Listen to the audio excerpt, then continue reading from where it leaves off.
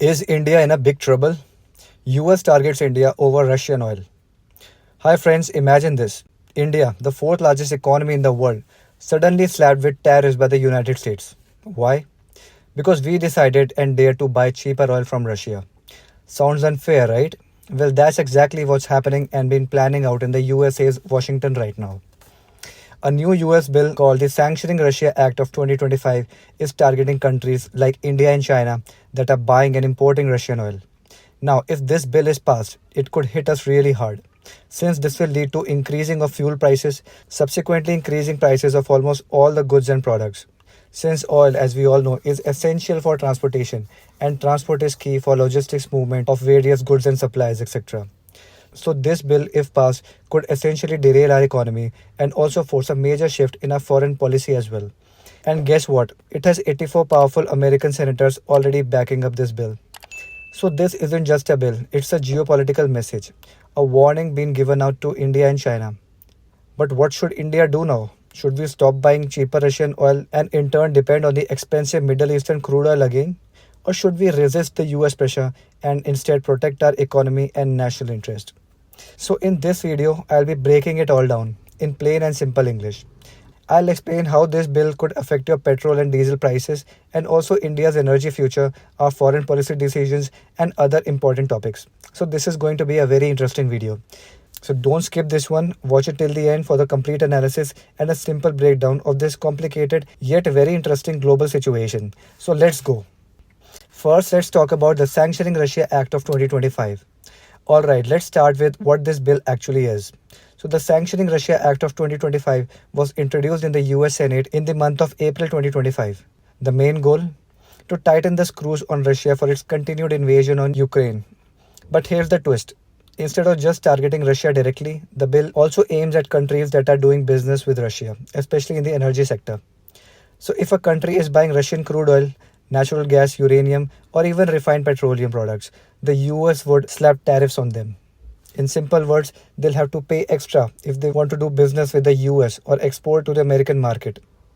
So since these businesses have to pay extra in the form of tariffs, Indian businesses will have to increase the price in the US market in order to recover their cost and maintain their profitability.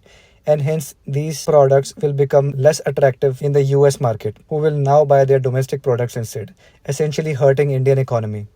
So who are the main buyers of Russian fossil fuels right now? Yes, you guessed it, India and China. This bill isn't just about Ukraine anymore. It's about global energy politics.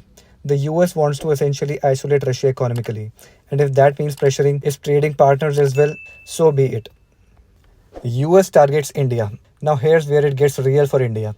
Although Donald Trump greets PM Modi very nicely, and as you can see here, he's shaking hands with him, and things seem very nice and goody-goody, but don't be mistaken.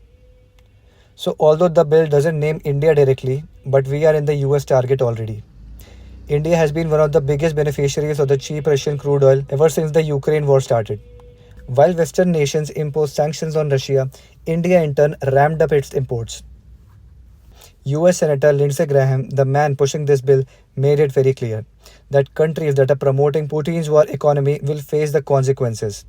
He even went on social media and warned India and China, saying, "If you continue to prop up Putin's war machine, you'll have nobody to blame but yourself." Now that's a very bold statement, and with 84 senators already backing this bill, it's likely to move forward very quickly. Remember, the US Senate has 100 members, so this bill already has the majority support. In other words, this isn't a bluff or a jumla, this is actually very serious. Now let's talk about India's dependence on Russian oil. This is the heart of the matter, India's deep energy ties with Russia and our dependence on Russian oil. In May 2025 alone, India bought 4.2 billion euros worth of fossil fuels from Russia. Out of this, 72% was just crude oil. Why? Because Russian oil comes at a steep discount, often $10 to $15 cheaper per barrel than the Middle Eastern oil. And since oil is priced globally in US dollars, these savings add up fast. Cheaper oil has helped India control inflation, reduce fuel prices, and maintain economic stability, especially when the global prices were shooting up the sky due to the Russia-Ukraine war and the Middle Eastern tensions. So let's be honest here. Russia has helped India survive a tough economic period. Now, if the US slaps tariff on us for buying that oil, we are essentially stuck between two very difficult options to choose from. So either we pay more to buy from somewhere else, or we pay tariffs and get penalized by the US. It's a classic case of geopolitical bullying being done by the US. Now let's come to presidential waiver clause. Now there's a small escape clause in the bill, a 180-day presidential waiver. This means the US president can choose to delay the sanctions on Russian buying countries for 180 days or 6 months if they believe it helps US national security. So, for example, if cutting off from Russian oil weakens the Indian economy and creates an opportunity for China to dominate Asia, the US then might reconsider, since it will create problems for the US, because the US sees India as an important counterbalance to China in Asia. So, a strong India is useful to the US. A weak India means China gains more control, which goes against America's strategic goals. But here's the catch, this 180 days waiver is a one time waiver, and it's completely at the president's discretion. That means India cannot rely on it as a permanent solution.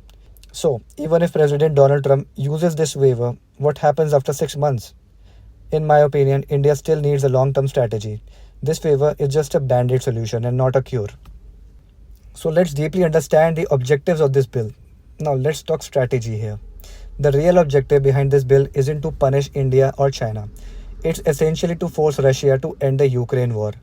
The US believes that if countries like India stop buying Russian oil, then Kremlin in Russia will eventually run out of money, and Putin will be forced to come to the negotiating table. But there's a flaw in that logic. Russia has adapted now. They've created new financial systems, signed long term oil deals with the Asian countries, and even started accepting payments in either rupees, yuan, and dirhams. Yes, their economy is under stress, but we must understand that they are not collapsing, not at all. Meanwhile, countries like India are caught in the middle, expected to sacrifice their own interests for a war they have absolutely no role in. So that's just unfortunate and unfair. It's unsustainable diplomacy, so to speak. So, Senator Graham's warning. US Senator Graham had previously bashed India and China via social media or X, saying, if you continue to promote Putin's war machine, you'll have nobody to blame but yourself. Now, this warning from Senator Graham is a classic example of American double standards. Let's not forget, during the World War, the US supported plenty of regimes that violated international law. Now, when India does what's best for its economy, we are being told we are propping up the war machine. India has consistently called for peace, diplomacy, and ceasefire in Ukraine. But we also need to secure energy for our 1.4 billion Indian people, right? It's one thing to take a moral stand, it's another to, in fact, cripple your economy in the name of global peace. So, Graham's message is loud, but not necessarily right. India isn't funding the war, we are buying energy for our people and protecting our economy. So, let's understand the legislative progress of this bill. Let's understand the process of implementing a law in the US through this bill. So, this bill has already passed 2 readings in the Senate. Now, it's with the Senate Banking Committee for further review. After that, it goes to the full Senate, then to the House of Representatives, and then finally to the President's desk. That's the usual route for any major law in the US. Now, given the strong support in the Senate, it's likely to pass at least in one chamber. Now, the real question is, will it survive the political heat in the House, where economic interests and international diplomacy actually intersect? If it passes, it will be a game changer for US-India relations. We can expect strong diplomatic pushback from New Delhi or the Indian government if this bill actually gets passed in the US. Now let's come to Indian economy at risk. Now let's look at the risk to the India's economy if this bill is actually passed. So ICRA, which is a leading credit rating agency of India called Investment Information and Credit Rating Agency. So according to ICRA, excluding Russian oil could cause massive price shocks in India. Why? Because global oil supply is already under pressure. Venezuela is under US sanctions. Iran's oil exports are tightly controlled. The Middle East is facing political tensions from Israel-Gaza conflict to instability in the Red Sea. So if Russian oil is suddenly off the table, prices could skyrocket in India. That would mean higher petrol and diesel prices, and eventually inflation, transportation cost spikes, and stress on industries like aviation, logistics, and agriculture, etc. Simply put, the US bill could hurt India more than it hurts Russia. So what should India do? Well, it's a tough call. If we stop buying Russian oil, we risk economic slowdown. And if we continue, we risk US tariffs. It's a tightrope to walk between diplomacy and national interest.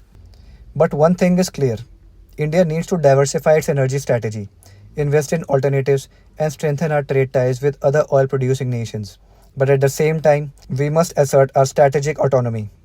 We are not a pawn in someone else's chessboard, and we must ensure that it doesn't happen. India's foreign policy must always be India first. Now, let me ask you a question and let's see if you can get this right. So, the question is, what is the main reason India continues to buy oil from Russia despite the global pressure? A. To support Russia militarily. B. Because India has no other trading partners. C. Because Russian oil is cheaper and helps control domestic inflation. Or option D. To challenge US dominance in geopolitics. So think carefully and drop your answer below. I'll wait for 5 seconds for you, or you can pause this video and enter correct option in the comment section below. So 5, 4, 3, 2, 1. Well, the correct answer is option C. Russian oil is cheaper and being sold at a discount, like I mentioned in the video, often $10 to $15 cheaper per barrel than other countries. This essentially helps India to control domestic inflation by reducing fuel costs and support a stable economy. So thanks for watching. If this video helped you understand this issue, please hit like, subscribe to the channel and share this video with your friends who care about India's global future. Also, let me know your opinion in the comment section below. Should India stop buying Russian oil or should we stand firm? See you in the next deep dive. Jai Hind.